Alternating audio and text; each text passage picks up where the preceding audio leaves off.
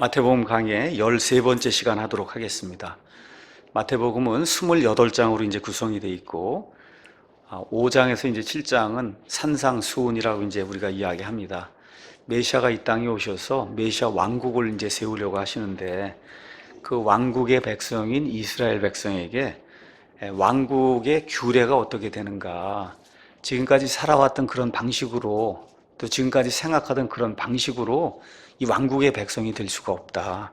그래서 왕국의 백성의 그 헌장을 예수님이 말씀해 주시고, 8장부터는 이 모든 거 말씀하신 이후에 이제 산에서 내려오셔서 민중들의 그 삶 속으로 이제 들어가셔갖고 백성들과 어울리면서 실제 이제 메시아 사역을 시작하시는 내용이 기록이 되어 있습니다.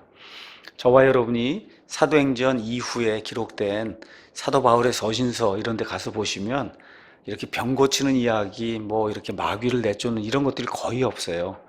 병 고치고 마귀를 내쫓하는 그런 모든 일은 예수님이 이 땅에 계시는 동안, 메시아 사역을 하는 동안, 또 그리고 예수님께서 그 일 이후에 약 40년 동안 이스라엘이 회개하고 돌아올 수 있는 그런 기간을 허락해 주셨어요. 그 기간 동안에만 이렇게 병을 고치고 뭐 이렇게 표적들이 나타나는 이러한 일들이 아주 눈에 이렇게 이렇게 현격하게 이렇게 드러나는 그러한 그 시대가 있었다는 거, 한 40년 정도.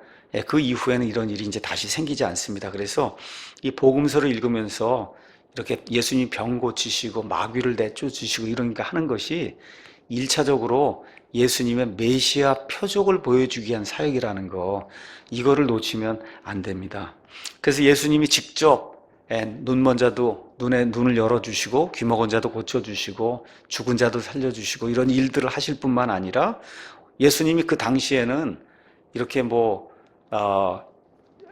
여기 한 군데 몸이 여기 있으면은 동시에 다른 데 있을 수 없는 거예요. 저와 여러분처럼 똑같이 몸이 이 성육신을 하고 오셔서 육신을 입기 때문에. 그렇죠? 그러니까 많은 사람들이 필요한 거예요. 각 지역에 가서 말씀을 전달해야 되니까. 그래서 12명의 제자를 이제 선정하셔서, 그래서 10장에 가서 보면 그 제자들에게 똑같이 메시아 그 사역을 이렇게 이룰 수 있도록 권능을 주시고, 그래서 마귀도 내쫓고 병도 고치고 이렇게 하는 능력을 부여하신 다음에 예수님이 아주 신신부탁하죠. 사마리아 지방이나 다른 이방인들의 마을로 가면 절대 안 된다. 오직 이스라엘의 집에게만 가서 하늘의 왕국이 가까이 왔다, 메시아 통치가 가까이 왔다, 이거를 선포하고 메시아 그 표적들을 그 사람들에게 보여서 이 사람들이 메시아 왕국을 맞이할 수 있도록 그렇게 해라. 그런 내용이 이제 10장에 기록이 되어 있습니다. 그 10장의 중요한 말씀 하나가 10장 28절에 이렇게 몸은 죽이고 그 이후에는 아무것도 할 수 없는 이 육체를 가진 사람들을 두려워하지 말고 혼과 몸, 이 둘 다를 지옥에서 멸하셔서 영원 무궁토록 하나님 곁에서 떠나도록 만드실 수 있는 그 하나님 아버지를 두려워해야 된다. 예수님께서 이제 그 말씀을 해주셨어요. 그러고 나서는 11장으로 넘어오셔갖고 25절 그 이하에 예수님은 어떤 사람들만이 맞아들일 수 있느냐, 어린아이 같이 순수한 그런 마음을 가지고 하나님이 말씀하실 때 맞습니다 하고 내 자신을 내려놓는 이렇게 단순하고 겸손한 이런 사람들만 예수님을 맞아들여서 하나님의 왕국 백성이 될 수 있다, 이렇게 이제 말씀해 주시고, 그리고는 초청을 하시는 내용이 11장 28절에서 30절 다 내게로 와라. 어떤 사람이 내게로 와야 되냐? 수고하고 무거운 짐진 모든 자들이 다 내게로 와야 된다. 그럼 내가 너희에게 안식을 주겠다, 이렇게 이제 말씀을 하십니다. 안식을 주겠다. 근데 안식이 어떤 안식이냐? 가서 보니까 29절에 너희 혼을 위한 안식이다. 그래서 예수님을 믿게 되면 1차적으로 찾아오는 게 영과 혼의 안식이라는 거, 이거를 기억을 하시면 좋을 것 같습니다. 그러면서 예수님 뭐라고 말씀하시냐 하면 내 멍에는 쉽고 내 짐은 가벼우니라. 예수님을 믿어도 멍에가 있다는 걸 저와 여러분이 기억을 하셔야 돼요. 이걸 지금 교회에다 적용을 하면 우리가 영혼의 자유를 주는 그런 교회를 이렇게 하거든요. 그렇게 해도 이 교회를 유지하기 위한 그와 같은 성경적인 어떤 틀이 있다는 거예요. 이 틀이 저와 여러분이 세상에 경찰이 그렇게 많고 그래도 그거 무서워하는 사람이 있어요, 없어요? 그런데 교통신호를 하는데 위반했다가 하면 그냥 굉장히 무섭죠? 누군가가 잡으러 거죠. 그렇게 되는 것처럼 똑같은 거예요. 우리가 이렇게 하나님이 이렇게 주시는 그런 멍에가 있는데 여기 요한일서 5장 3절 가서 보면 하나님이 우리에게 주신 명령은 무겁지 않다 그랬어요. 무겁지 않다. 그러니까 이렇게 교회도 이렇게 틀을 이렇게 해서 요 안에서 자유롭게 이렇게 해야 된다 이제 하는데 이걸 자꾸 벗어나서 자기 마음대로 하려고 하는 그런 분들이 있어요. 이게 그게 좋은 게 아니에요. 그러니까 멍에 아래에 있어야 된다. 예수님이 주신 신약교회 틀 안에 저와 여러분이 있어야 된다. 무질서가 아니라는 겁니다. 무질서. 여러분, 소가 멍에가 없으면 어떻게 이 소를 가지고 쟁기질하고 어떻게 하겠어요? 그러니까 이게 교회를 한다고 해도 기본적인 어떠한 그 틀과 질서가 있어야 된다. 근데 그게 무거운 게 아니다.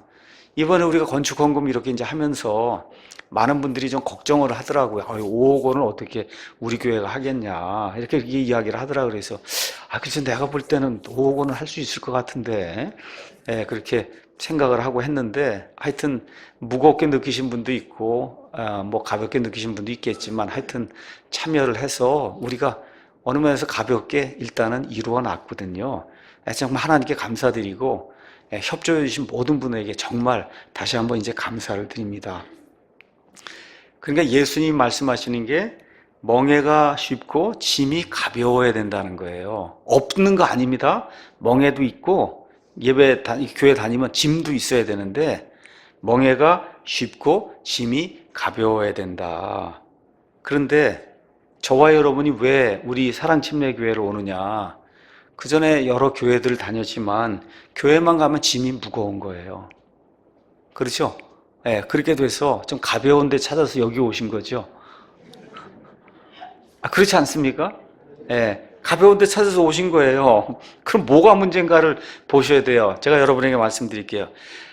구약시대는 교회가 없었지만 구약시대는 전체주의 시스템이에요. 전체주의, 신정정치를 한다고 하는 거는 그 안에 개인의 자유라는 거의 없는 거예요. 전체가 뭉뚱그려서 하나로 움직여야 되는, 이스라엘 그 안에 하나로 내가 싫어도 다 움직여야 되는 거예요. 예수님이 신학교회를 주시면서 그거를 철폐했어요. 철폐. 그래서 이 신학시대 교회는 개인주의예요. 영혼의 자유를 추구하는 그런 교회로 바뀐 거예요. 신학과 구약이. 그러니까 지금도 이 전체주의를 하는 뭐 이슬람이니 천주교니 이렇게 전체주의를 하는 데는 사람들이 자유가 없어서 힘들어하는 거고 원래 이 프로테스탄트 이게 들어가서 이 개인주의를 하게 되면 그러면 어떻게 돼요? 자유로워지는 거예요. 그러니까 교회든 정부든 조직을 작게 해야 되는 거예요. 이 안에 해서 그냥 개인의 이거를 어떻게 하든지 그냥 이 위에서 누르려고 이렇게 조직을 많이 하게 되면 그러면 여러분이 힘들어지는 거예요. 기존에 왜 이렇게 어려웠냐? 그래서 어려웠던 거예요. 근데 우리 교회는 어떻게 영혼의 자유를 어떻게 성경적인 이런 틀만 하나 이렇게 갖고 놓고는 우리 교회 조직이 있어요, 없어요? 거의 없잖아요. 어떤 분들이 그래요. 제가 이렇게 학교 가거나 이렇게 하면 부목사가 몇 명이나 있고 전도사가 몇 명 있고 교회가 이런데 그렇게 한 명도 없다 그러면 깜짝 놀라요. 지금 사무원도 없습니다. 그러니까 여러분 한번 생각을 해보세요. 우리 교회가 저렇게 짓고 뭐 이렇게 나가는데 부목사, 전도사 뭐 하나도 없고 지금 사무원도 공식적으로 하나도 없잖아요. 그래서 지금 이게 잘 돌아가고 있잖아요. 그렇죠? 조직이 미니멈 조직인 거예요. 아주 최소 조직을 가지고 여기 있는 모든 사람이 우리 교회에 들어오면 최대한도 자기 역량을 발휘해서 자기가 속한 데서 최대한 그렇게 역량을 발휘해서 하나님께 영광을 돌리는 이와 같은 교회를 우리가 지금 하는 거예요. 국가 정부도 똑같아요. 정부가 비대해지고 수만이 뭐 늘리고 이렇게 하면 국민이 죽는 거예요. 여러분 그걸 꼭 깨달으셔야 돼요. 그러니까 이 프로테스탄티즘 이게 들어와서 이거를 실제로 기독교 국가로 만든 데가 미국이에요.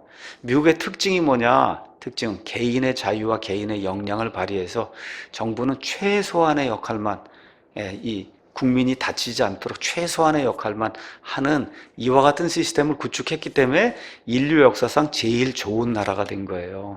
그러니까 조직이 비대해지면 그 안에 속한 개개인이 불행해지고 자유를 박탈당한다. 그래서 우리 교회는 제가 있는 동안에 교인이 더 늘어나면 늘어나는 거에 맞추어서 미니멈, 조직을 미니멈만 이렇게 갖추는 거예요. 그렇게 하고 나머지는 느슨하게 해서 여러분이 원하시는 대로 틀 안에서 개인의 자유를.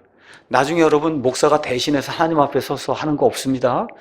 회개보고할 때 다 개인이 쓰는 거예요. 심지어 제 아내도 제 아내가 딱 하나님 앞에 쓰는 거고, 저도 하나님 앞에 쓰는 건데 아이들도 다 그렇게 쓰는 거지, 대신 교회가 집단적으로 대신해주고 그러는 거 없는 거예요. 그러니까 집단주의라고 하는 거, 전체주의라고 하는 건 구약시대에 가능했던 거고, 이 신약시대의 교회로 들어오게 되면 멍해도 있고 짐도 있는데, 멍해가 쉽고 짐이 가볍고 이렇게 돼서 조직을 작게 하고 개인의 역량을 발휘할 수 있는. 그래서 우리 교회는 누구든지 들어와서 어느 부서에든지 가서 자기가 하고 싶은 거 잘해서 이렇게 하면 인정받으면 금방 거기 리더가 되고 이렇게 되는 시스템을 우리가 이제 유지하는 거예요. 이게 프로테스탄트 신학교의 특징이다. 여러분이 그렇게 이해를 하시면 좋을 것 같습니다. 마태복음 12장, 이제 드디어 예수님하고 종교인들하고 공방이 붙는 겁니다. 그 공방이 붙는데 거기에 가장 큰 것이 뭐냐? 유대인들 가운데 가장 큰 것이 뭐냐? 안식일 문제였어요. 안식일. 자, 그러니까 12장 가서 보니까 그때 예수님께서 안식일에 곡식밭 사이로 지나가시는데 그분의 제자들이 시장하여 곡식 이삭을 따서 먹기 시작했다. 이게 뭐예요? 일을 한 거란 말이에요. 그렇죠. 배가 고프니까 곡식을 이걸 따서 비벼서 이제 먹었어요. 그럼 그게 일한 거란 말이에요. 그렇죠? 그러나 바리새인들이 그것을 보고 그분께 이르되 보시오, 당신의 제자들이 안식일에 행하면 율법에 어긋나는 것을 행하나이다. 이게 절대 있을 수 없는 거죠. 이 바리새인들 입장에서는. 그분께서 그들에게 이르시되 다윗이 자기와 또 자기와 함께한 자들이 시장할 때 행한 일을 너희가 읽지 못하였느냐. 그가 하나님의 집에 들어가 보여주는 빵 곧 오직 제사장들 외에 자기나 함께한 자들이 먹으면 율법에 어긋나는 빵을 먹었다. 구약시대, 여기 특별히 이 기사는 사무엘기상 21장 1절에서 6절에 나오는 건데, 사울을 피해서 이제 도망가다가 노베에 있는 제사장이 있는 그 성막으로 갔습니다. 너무 배가 고픈 거예요. 그런데 여기 보여주는 빵이 있었어요, 성막에. 그래서 매 안식일마다 12개 보여주는 빵을 이렇게 전시를 하는 빵이에요. 전시. 그렇죠? 그럼 일주일 지나면 새 빵을 가져다 놔야 되니까 오래된 그 일주일 된 빵은 옆으로 치워놓는단 말이에요. 그렇죠? 근데 그 치워놓는 그 빵은 누가만 먹어야 되냐? 제사장만 먹어야 되는 거예요. 제사장만. 근데 배가 고프다고 하니까 그 제사장이 그거를 누구에게 줘? 다윗과 그 함께한 병사들에게 그 빵을 줬단 말이에요. 그러니까 일단은 율법을 어긴 거죠. 율법 두 가지 측면에서 어긴 거예요. 그 빵을 치워놨다가 하니까 그건 분명히 어느 날이냐? 안식일일 테고. 그렇죠? 빵은 안식일에 놓으니까. 또 동시에 그거를 제사장만 먹어야 된다. 그렇게 율법에 기록이 돼 있는데 그거를 일반 사람이 먹어버렸으니까 안 되는 거 아니에요. 그렇죠? 그러니까 예수님이 그거를 지금 지적을 하는 거예요. 그래서 다윗이 그렇게 한 거 알고 있느냐. 그렇죠? 또 안식일에 성전 안에 제사장들이 안식을 범하여도 죄가 없음을 너희가 율법에서 읽지 못하였느냐. 민수기 28장 9절에서 10절 이런 데 가서 보시면 안식일에도 짐승을 잡아 죽여야 된단 말이에요. 왜? 희생을 드려야 되니까. 그럼 여러분 일한 거잖아요. 그렇죠? 그런데 그거는 괜찮은 거예요. 그거는 안식일에 짐승을 잡아 죽이는 그런 일을 하고 그렇게 해서 그걸 갖다 드리는 거는 그건 괜찮았단 말이에요. 그렇죠? 그럼에도 불구하고 안식은 깬 거죠. 안식은 깬 거예요. 예수님이 그 두 가지를 그 사람들에게 이야기하면서 안식을 범하여도 죄가 없음을 너희가 율법에서 읽지 못하였느냐. 그러나 내가 너희에게 이르노니 성전보다 더 큰 이가 여기에 있다. 그러니까 이 성전에 뭔가를 드리기 위해서 이렇게 범하는 그런 일도 있는데 성전보다 더 큰 이 사람이 행하는 그 일을 위해서 배가 고파서 이게 먹은 것이 무슨 문제가 있느냐. 그러나 내가 긍휼을 원하고 희생물을 원치 아니하로 하신 말씀이 무슨 뜻인지 너희가 알았더라면 무죄한 자 아니면 무죄한 자들을 정죄하지 아니하였으리니 사람의 아들은 곧 안식일의 주니라 하시니라. 그러니까 긍휼을 베풀 줄 알아야 된다. 그 얘기를 이제 하시는 거예요. 먼저 안식일 이야기를 잠깐 하겠습니다. 자, 안식일은 누구에게만 주어진 명령이냐? 그것은 유대인들에게만 주어진 명령이에요. 그래서 여러분 출애굽기 20장 읽어보시고 여러분과 내가 확인하기 위해서 출애굽기 31장만 제가 여러분에게 읽어드리도록 하겠습니다.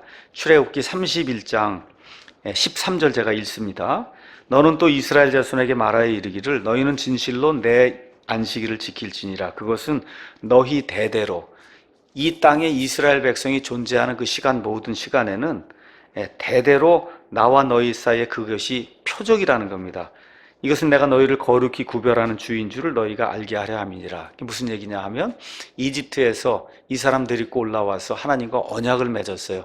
그래서 어떻게 됐어요? 하나님의 선민, 하나님의 거룩한 제사장 민족이 됐거든요.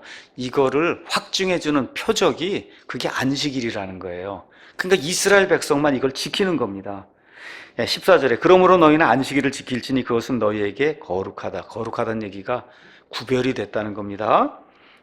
그 얘기가 이제 끝난 다음에 16절에 그러므로 이스라엘 자손이 안식일을 지키되 그들의 대대로 안식일을 준수하여 영속하는 언약으로 삼을 것이니라. 안식일은 나와 이스라엘 자손들 사이에 있을 영원한 표적이다. 이렇게 이제 말씀해 주세요. 그래서 여기 외에도 느헤미야 9장 14절, 에스겔서 20장 12절, 20절 이런 데 가서 보시면 안식일은 하나님과 이스라엘 백성 사이에 있는 표적이다. 이렇게 돼 있어요. 이걸 기억을 꼭 하셔야 됩니다. 그러니까 지금부터 3,500년 전에 안식일을 지키라는 명령, 이건 안 지키면 어떻게 되는 거예요, 여러분? 죽는 겁니다. 이게 신정국가이기 때문에 안식일을 안 지키면 죽는 거예요. 이러한 명령이 이스라엘 백성에게 처음 주어진 거예요. 안식일은 그 전에도 있었어요. 그런데 명령으로 주어진 적이 없어요. 신정국가 체제처럼. 그래서 아담, 아벨, 노아, 아브라함, 이삭, 야곱 등 창세기 여러 인물들이 있었습니다. 그 당시에도 안식일이 있었어요. 그럼에도 불구하고 이걸 지키지 않으면 죽는다든가 하는 이런 법이 없었습니다. 자, 그래서 하나님께서 아담에게 명령을 주시는 내용이 창세기 1장 15에서 17절 이렇게 있는데 그 안에 가서 보시면 안식일을 지켜야 된다는 이런 내용이 전혀 없습니다. 그리고 실제로 유대인들 외에는 안식일을 바르게 지킬 수 있는 이와 같은 사람이 이 땅에 존재하지 않습니다. 자, 그러니까 제가 아마 지지난주 금요일에도 잠깐 설명했듯이 이스라엘 백성은 온 세상에 이제 퍼져나가잖아요. 퍼져나가면 안식일을 지키기 위해서 멀리 못 갑니다.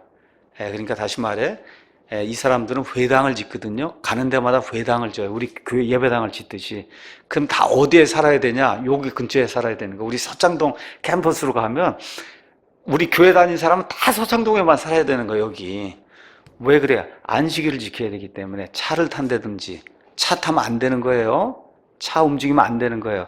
그 다음에 밥을 해 먹기 위해서 오븐 뭐 이걸 켠다든지 그 다음에 불을 켠다든지 이게 다 안식을 범하는 거예요.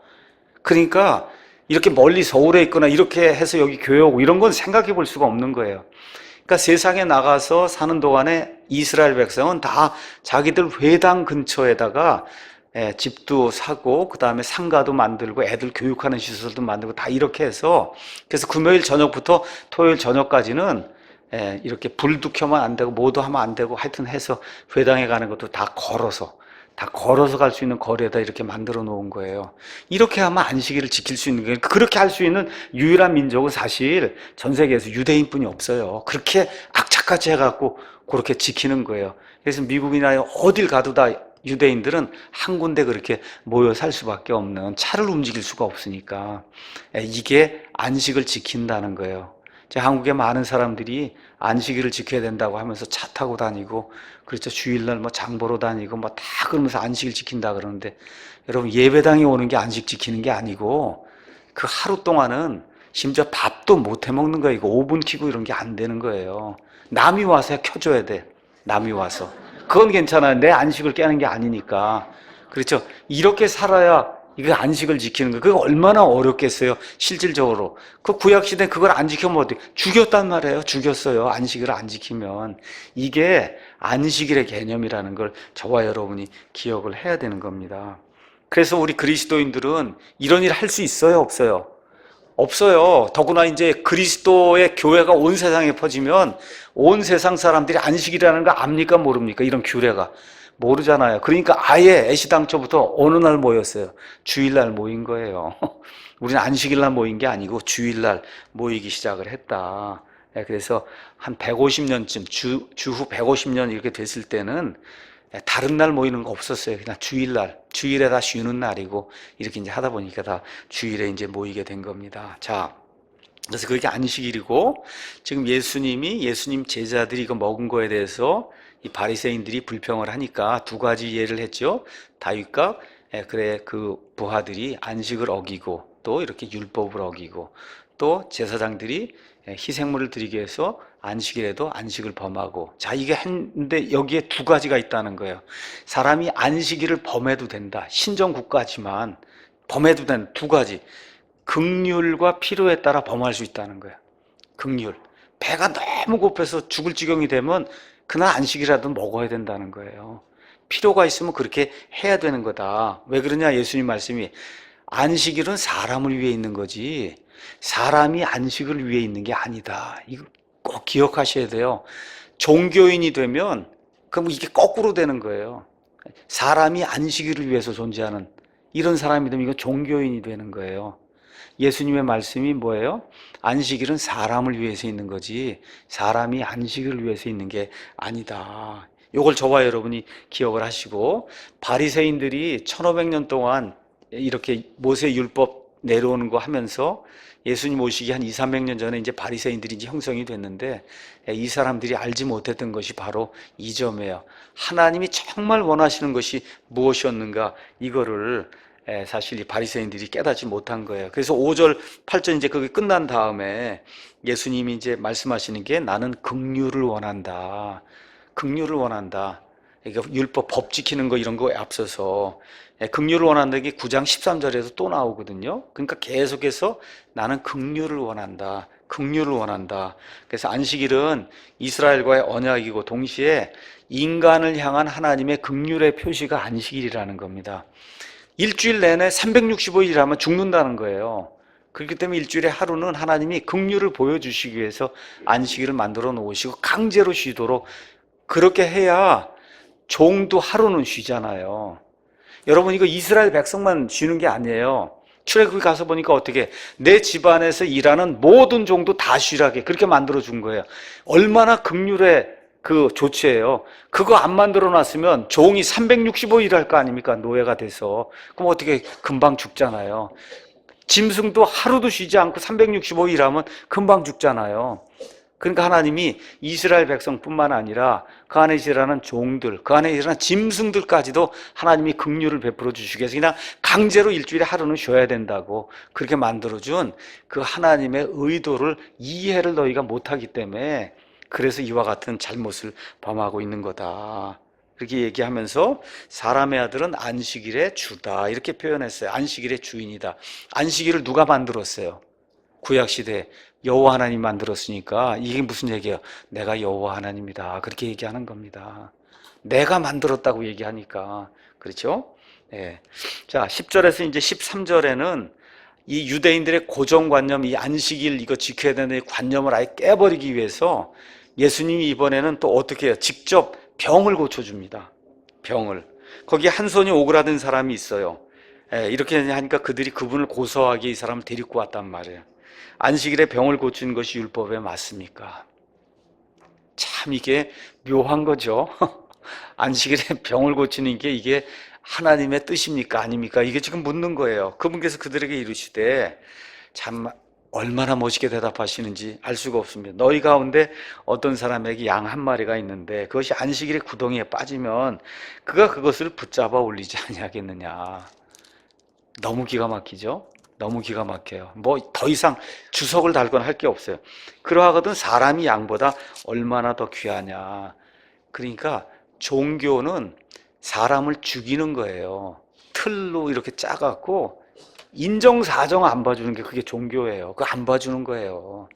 예수님은 인정사정을 봐주는 거잖아요. 안식일에라도 병에 걸린 사람이 있으면 어떻게 고쳐줘야 된다는 거예요. 그게 긍휼을 베푸는 거다. 우리가 이 사랑침례교회를 하면서 이 점을 잊으면 안 되는 거예요. 어떤 교회에 무슨 규칙도 있고 뭐도 다 있을 수 있어요. 근데 그거를 깨야 될 때도 있다는 겁니다. 그거를 어떨 때 긍휼을 베풀어야 될 때가 있으면은 그때는 그거를 깰 수 있는 유연성도 가져야 되는 거예요. 우리가 지금 예수님이 무조건 안식일 다 지키지 말라 그런 얘기가 아니고 안식일에도 해야 될 일이 있으면 해야 된다는 겁니다. 해야 될 일이 있으면 해야 된다. 그러므로 안식일에 잘 행하는 것은 율법에 맞느니라. 그렇죠? 그러고는 이 사람을 고쳐주신단 말이죠. 참 기가 막힌 말씀입니다. 이게 어디 뭐 다른 경전이나 이런데 이런 말씀이 어디 있겠어요. 그렇죠? 사람의 이 폐부를 찌르는 이 종교인의 이 가슴을 찔러서 뒤집어 놓는 이런 말씀을 예수님이 이제 해주는 거예요. 이렇게 하니까 바리새인들이 이제 예수님을 잡아 죽이려고 협의를 하기 시작해서 왜 그래요? 밥그릇이 없어진단 말이에요. 지금까지 이런 것들 가지고 사람들 그냥 닥달하고 이렇게 해갖고 자기들 존경하게 만들고 말 그대로 어떤 종교인 카르텔을 만들어서 자기들만의 리그를 만들어서 돈을 먹고 이렇게 해갖고 그냥 부자가 되고 이런 일을 했는데 이게 뭐 안식일에 병도 고쳐도 되고 뭐 이렇게 다 나오니까 이제 이게 모든 게 깨지게 생긴 거예요. 그렇죠? 그러니까 저 사람을 죽여야 되겠구나. 그래서 이 복음의 가장 적대적인 집단이 누구냐? 종교인들이에요. 종교인들을 두려워하고 무서워해야 되는 거예요. 자, 여기 이제 바리새인이 나오는데 저와 여러분이 지금 생각하는 바리새인하고 다릅니다. 그 당시에 바리새인. 분명하게 이해해야 될 게 있어요. 우리가 바리새인 그렇게 얘기하면 남편이나 아내가 뭐 싸우다가 당신 왜 이렇게 바리새인 같으냐 하는 그런 바리새인이 아니에요.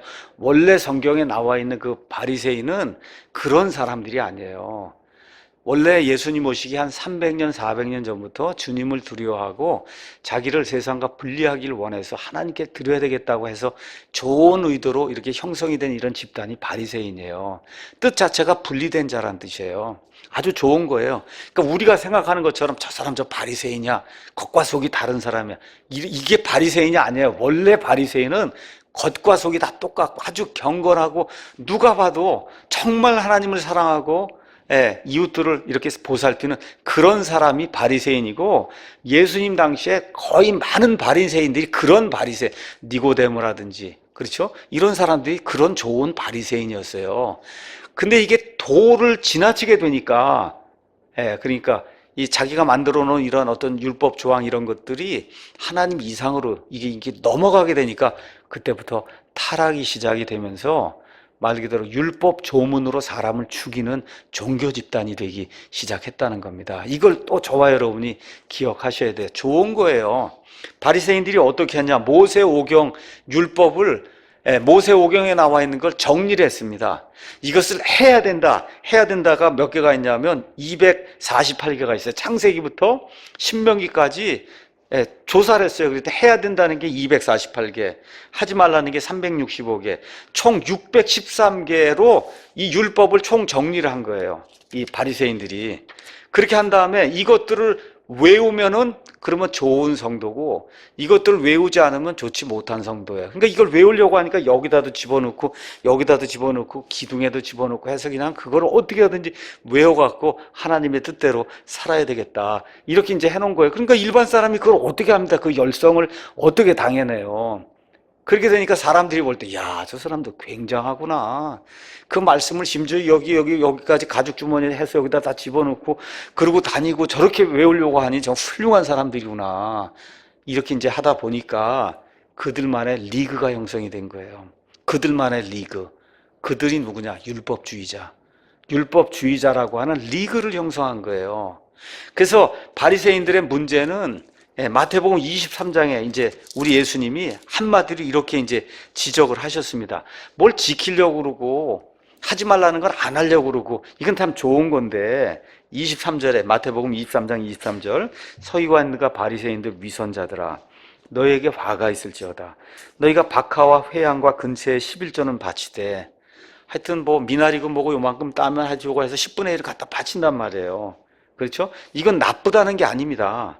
그걸 하는데 율법의 더 중대한 문제인 판단의 공의, 사람들에게 재판을 할 때 공정하게 재판해야 되잖아요. 그렇죠? 이 판단의 공의, 그 다음에 긍휼, 사람을 불쌍히 여기는 거, 그렇잖아. 이게 못할 때도 있잖아요. 사람이 어떻게 그걸 다 지킵니까? 못할 때도 있고, 그 긍휼을 베풀고, 그 다음에 어떻게 하나님께 대한 그 믿음을 가지고 이런 일을 해야 되는데, 그걸 다 뭐야, 행위로 다 하나님께 나갈 것처럼 그렇게 하고 이 일을 했단 말이에요. 이게 가장 큰 문제다. 예수님이 바리새인들 지적하신 내용이 그 안에 이제 기록이 돼 있습니다. 자, 그래서 사도 바울 같은 경우 바리새인 중에 바리새인이라고 본인이 이야기했는데, 빌립보서 3장 5절 6절 가서 보니까 나는 여드레째 되는 날 할례를 받았고 이스라엘의 줄기에 속한 자요 베냐민 지파에 속한 자요 히브리인 중에 히브리인이요 율법에 관하여는 바리새인이요 열심에 관한 한 교회를 핍박하였고 율법에 있는 의에 대하여는 흠이 없는 자다. 613개 다 지켰다는 겁니다. 여러분 613개 해야 된다는 거 하지 말아야 되겠다는 거 있잖아요. 그걸 다 얘기하면 난 다 지킨 사람이다. 다 지킨 사람이에요. 그걸 어떻게 다 지켜? 초인간이지. 그렇죠? 그렇게 지켰다는 거예요. 근데 그 결과가 뭐예요? 하나님을 알지 못하고 하나님의 의의를 알지 못해서 하나님 믿는 자들 잡아 죽이는 그런 일이 생겼다는 거예요. 이게 얼마나 큰 아이러니인지 알 수가 없어요. 그러니까 종교로 우리가 행하거나 생각하는 게 종교로 넘어가 버리면 그러면 어떻게 해요? 하나님의 일을 한다 그러면서 하나님의 사람들 잡아 죽입니다. 우리 한번 요한복음 아마 17장에 있는 것 같은데 한번 잠깐 보겠습니다. 요한복음 16장에 있네요. 16장 1절에 내가 이 일들 너에게 말한 것은 너희가 실족하지 아니하게 하려 함이니라. 그들이 너희를 회당들에서 내쫓을 것이요 참으로 때가 이르면 너희를 죽이는 자마다 자기가 하나님을 섬긴다고 생각하리라. 여러분 이거 종교가 이래서 무서운 거예요. 이슬람 하는 사람들도 다 하나님 섬긴다고 그러고 저렇게 테러를 벌이고 사람을 죽이는 거예요. 그러니까 교회 안에서도 뭐 실제 사람을 죽이거나 그렇게 하겠어요? 또 교회 안에 문제를 일으키고 어떤 이거 할 때 가서 보면 다 뭐라 그래요? 하나님 위해서 내가 하는 거라고. 중세 그 십자군 전쟁이 이렇게 해서 수많은 사람 죽이고 모토가 뭐예요? 하나님을 위해서 한다는 거예요. 이런 일을 저와 여러분이 범하지는 않을까? 교회 일을 하면서 늘 우리 자신을 돌아봐야 되는 겁니다. 돌아봐야 되는 거예요. 그러니까 우리가 미디어 선교도 한다 그러고 무슨 목표도 세우고 이렇게 한다고 할 때 아까 같이 그런 날카로운 그런 비수가 딱 들어와서 밖에 있는 것만 중요한 게 아니라 속에 있는 게 중요하다. 밖에 있는 사람만 중요한 게 아니라 안에 있는 사람이 중요하고 그렇죠? 이거를 놓치면은 그러면 어떻게 돼요? 종교인이 돼서 우리 자신을 망치고 교회를 망치고 예수님의 일을 망칠 그럴 가능성이 크다는 거. 이런 것들을 저와 여러분 깨달아야 이게 우리 사랑침례교회가 가르치는 가치예요.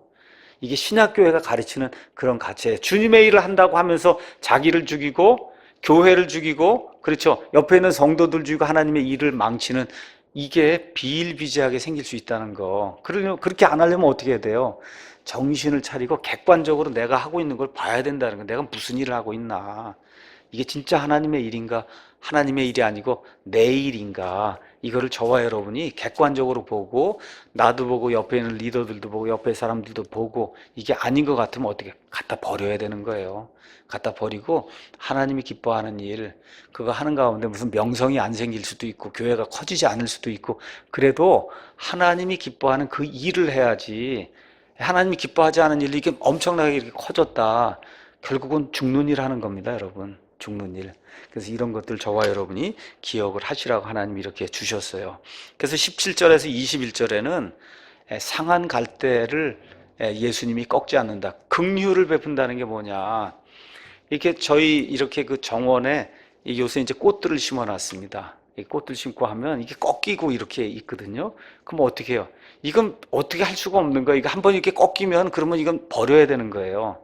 근데 우리 예수님은 어느 정도까지 이렇게 이 사람들을 사랑하시냐.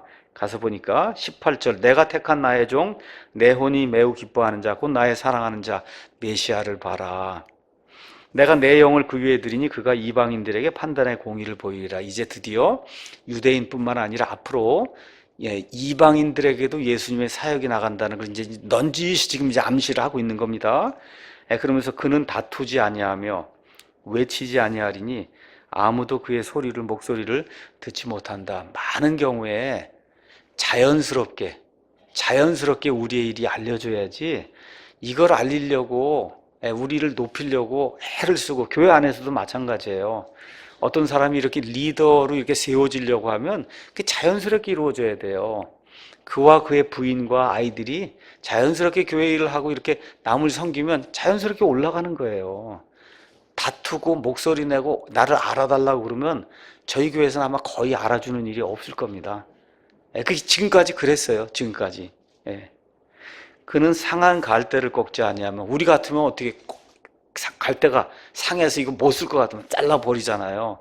예수님이 나는 긍휼을 원한다. 좀 기억하면 좋을 것 같습니다. 연기나는 심지, 다 꺼져가는 그런 심지, 이거를 끄지 않는다. 어느 때까지? 판단의 공의를 보내서 승리에 이르게 할 때까지, 내가 구원할 자들 올바르게 이렇게 해서 다 구원시킬 때까지. 그래서 하나님이 참고 오래 기다리신다. 그 결과가 어떻게 돼? 이방인들이 그의 이름을 신뢰한다. 그래서 지금 하늘의 왕국을 이스라엘 백성에게 전파하러 이게 왔음에도 불구하고 하나님이시니까 이들이 배반을 하고 결국은 이방인들에게 복음이 전파되게, 이런 걸 다 이렇게 염두에 두시고 조금씩 이렇게 이방인들의 사역까지 이렇게 말씀해 주신 내용이 그 안에 이제 기록이 되어 있습니다. 그래서 이런 것들을 보면서 긍휼을 베풀어야 되는구나. 우리 사랑 침례교회를 처음 시작할 때 제가 처음 설교했던 이 설교가 상한 갈대를 꺾지 하시는 하나님, 그게 제 첫 번째 설교였거든요. 그래서 긍휼을 베풀어 주신 그 하나님, 긍휼을 베푸는 그런 교회가 돼야 되겠다. 자, 22절에서 이제 30절에는 마귀 들려서 눈 멀고 말 못하는 자를 예수님이 이제 고쳐주는 내용이 그 안에 기록이 되어 있습니다. 모든 병이 다 마귀가 주는 병은 아니에요. 근데 어떤 경우에는 여기 있는 것처럼 마귀가 가져다주는 그런 병이 있다. 그래서 이 사람을 예수님이 고쳐주니까 이 사람들의 반응이 뭐라 그래요? 다윗의 자손이 아니냐. 다윗의 자손. 한마디로 메시아가 아니냐. 그렇게 얘기하는 거예요. 메시아. 그랬더니 종교인들이 이제 또 나서는 거지. 누가 나서요? 바리새인들이 나서 뭐라 그래요? 이 기적은 마귀의 통치자 바알세불을 통해서 이룬 거지 마귀의 일이지 하나님의 일이 아니다. 그러면서 이유를 뭐라 그래요? 이 사람은 안식일을 지키지 않는다. 참, 이게 안식일을 지키지 않으니까 아무리 좋은 일을 많이 해도 이거는 마귀의 일이다. 지금 그렇게 이야기하는 거예요. 우리 요한복음 아마 9장인가 가서 보면은 태어날 때부터 눈이 먼 사람을 예수님이 눈을 열어주는, 실로암 연못에 가서 문을 열어주는 내용이 있잖아요. 그 종교인들이 와갖고 계속해서 이 눈 열어준 사람, 이 사람 이거 죄인이라고 이제 계속해서 이야기하니까 그 눈 멀었다가 눈이 뜬 사람이, 아니 당신들 저 한번 좀 생각을 해보시오. 지금까지 세상이 만들어진 이래로 태어나면서부터 눈 먼 사람의 그 눈을 열어줬다는 얘기를 들어본 적이 있냐. 그렇죠. 이렇게 되면 이게 누구의 일이라고 자연히 생각해야 되겠어요. 이게 하나님의 일이라고 생각을 해야 되는데, 종교인들은 여기도 그렇고 거기도 그렇고 그저 안식일에 뭐 일을 해서 선한 일을 했다 이거 하나 가지고 그렇게 해서 하나님의 일이 아니고 마귀의 일이라고 그렇게 해서 예수님을 공격하는 그런 내용이 그 안에 이제 기록이 되어 있습니다. 그래서 안식일을 지키지 않는다 그러죠. 또 마태복음 9장 11절에 가서 보니까 죄인들하고 같이 먹기 때문에 안 된다는 거예요. 그 죄인들이 누구예요? 세리, 창녀 등 자기들이 상종하지 않는 사람들. 자기들은 너무 거룩하니까. 그렇죠? 근데 그런 사람들하고 예수님이 같이 어울려 다니면서 하늘의 왕국의 이야기를 하고 그러니까 저거는 가짜구나, 마귀에게 속했구나, 이런 방식으로 사람을 이렇게 뭐라 그럴까, 폄하하고 그 다음에 그 사람의 그 본질을 알아보지 못한 그런 일이 있었다는 겁니다. 이게 이런 걸 보면서 우리 이제 교회 다니다가 특히 뭐 믿음이 좋다는 어떤 그런 교회 다니다가 그 교회를 나가잖아요. 그럼 뭐라 그래요? 교통사고 난다 그러고 그러거든요. 너 우리 교회 떠나면 교통사고 난다. 그런 사람들 많이 있어요. 저도 많이 들었어요. 이거랑 똑같잖아요. 그렇죠? 여러분, 교회를 다니다가 안 다닐 수도 있는 거지. 하나님이 화가 나서 거기다가 교통사고 내게 그렇게 하신, 그게 하나님의 그게? 그렇죠? 근데 또 그게 무서워갖고 난 못 떠나겠다는 그런 사람도 있더라고요. 아닌데도. 여러분, 이제 그런 시대 지났습니다. 여러분, 그런 시대 지났어요. 정신을 똑바로 차리고, 그래서 이 속박의 영에서 벗어나서 좀 옳고 그른 거를 좀 깨달아 알아야 되는 겁니다. 옳고 그른 걸 깨달아 알아서 자유를 주셨으니 자신은 속박의 멍에를 매지 말라고 하는 그 예수님의 말씀이 그 성령님의 그 솟구치듯이 올라오는 그 샘물처럼 솟아오는 그 갈고, 여러분 그게 좀 들어야 되는 거예요. 이 신약시대에 이제 살게 되면. 아닌 건 아니라고 딱 뛰쳐나와야지. 교통사고가 왜 납니까? 이거 아닌 거 진리가 아니라 그래서 나오는데 왜 교통사고가 나요? 그렇죠? 그렇게 위협하는 사람이 바로 이 사람들이랑 똑같은 사람들이에요. 안식일 날 좋은 일 했다고 마귀에게 속했다고 하는 거랑 똑같은 거잖아요, 여러분. 이게 지금이나 옛날이나 종교에 속한 사람들이 행하는 일은 행태가 다 똑같은 겁니다. 똑같은 거. 그래서 예수님 뭐라고 얘기하느냐? 서로 사탄끼리 이렇게 분열이 되면 그럼 그의 왕국이 어떻게 서겠냐? 왕국이 이렇게 분열하면 어떻게 왕국이 서겠냐? 도시도 그렇고 집도 그렇고 다 분열하면 망하는데 사탄이 어떻게 사탄을 내쫓을 수 있냐? 그렇죠? 안 된다는 거죠. 말도 안 되는 일이다 라고 얘기하면서 사탄은 왕국을 가지고 있는 존재다. 사탄이 왕으로 있는 이 세상에 왕국이 있다는 거예요. 그래서 사탄을 성경은 이 세상의 신이라고 그러고 통치자라고 이야기하는 거예요. 거기 보시니까 바알세불이라고 나오는데 이미 한번 말씀드린 것처럼 마귀들의 통치자예요. 그런데 그 당시에 어떤 일들이 있었냐? 유대인들의 이런 바리새인들이라든지 이러한 그 종교 지도자들, 그 지도자들 가운데 아들들이라고 이제 표현이 되어 있는데 그 아들들이 꼭 진짜 아들들일 수도 있고 옛날에 이렇게 하나님의 일들을 하기 위해서 학교들을 세우고 그랬어요. 그런데 다닌 사람들을 아들들이라고 이렇게 표현하기도 한 그런 내용이 있습니다.